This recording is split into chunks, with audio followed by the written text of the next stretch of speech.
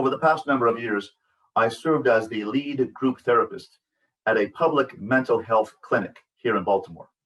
Most of the patients were recovering addicts or using addicts, and they had comorbid, coexisting mental health problems like schizophrenia, bipolar disorder, and borderline personality disorder, coexisting with their addiction or they're recovering from their addiction. And we treated them in a group therapy setting. I led the group therapy sessions. One of the clients in the group therapy session was Jessie, not her real name, 31, not her real age. And she told the following story. When she was 10 years old, her mother was a cocaine addict. She herself is a recovering heroin addict. She's on methadone. And when she was 10 years old, her mother was incapable of taking care of her and her 2-year-old brother.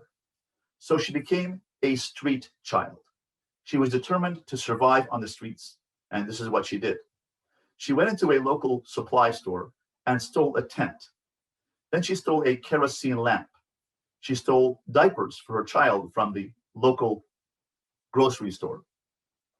And she set up this tent with a kerosene lamp and blankets and food under a tent, under a bridge in Baltimore, and lived there for 18 months under that bridge, looking after her brother. She was under the radar. When people asked her what she was doing, she was saying, I'm on an errand for my mother. She would take her brother every morning to the daycare center and drop him off at 9 o'clock, pick him up at 2 o'clock, take him back to the tent. In the meantime, she would go and get lunch, breakfast and lunch at the local school, in and out of classes, truant or not truant, but she made it through. She survived. She told the group that she didn't merely survive. She made it very nice for herself and her brother under this bridge in this tent. She had blankets, she had a kerosene lamp. She even stole a portable TV and plugged it in with a transformer. She had a little generator that she stole. She was very street smart, and she was able to handle this difficult situation because she was pressed with her back against the wall. Now, this child, Jessie, is now 31 years old, and she has put herself through university, and now she's in a master's program, a business program, and she's trying to finish her last 2 credits to get her master's degree and go into business.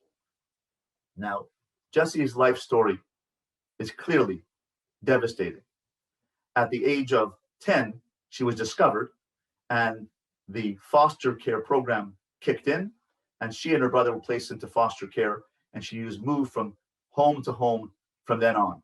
And she got involved in addiction and heroin, and is now a recovering addict and dealing with overwhelming PTSD, post-traumatic stress disorder, and anxiety, to which she came to our clinic to be treated.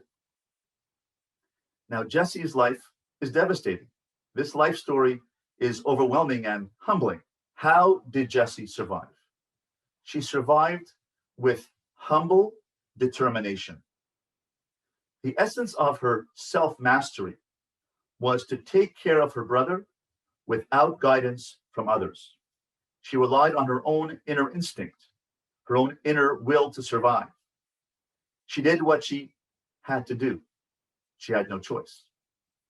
She learned to self-actualize through surviving without fanfare on the streets. No awards, no fanfare, just pure survival. She made survival decisions on her own.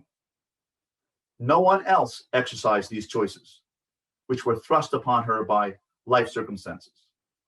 What can we learn from Jessie's quiet, silent determination?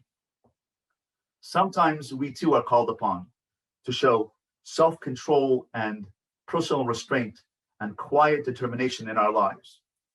Sometimes by refraining from saying something to a spouse or a child that we otherwise say a word of criticism or a comment or a judgment. This requires tremendous self-control. And if we succeed and not say the thing that we are usually want to say, nobody will ever know about it. I can't tell my spouse or my child what I didn't say to her, not to hurt her. I can tell a child or a spouse what I did, they can see what I did positively to help them, and I get praised for that, or I get recognition for that, but not saying something, showing self-control, quiet, private self-control and self-determination is something that no one will ever know, just me and God. No one will ever know our success. It remains hidden. And perhaps it is in these moments we get to know ourselves. When no one else knows about what we're going to do or what we do, and we have a private moment of quiet determination, hidden determination, where no one knows what we do, just us and God. That's perhaps the time where we truly get to know who we are, our character, our strength, our values, and the stuff we're made of.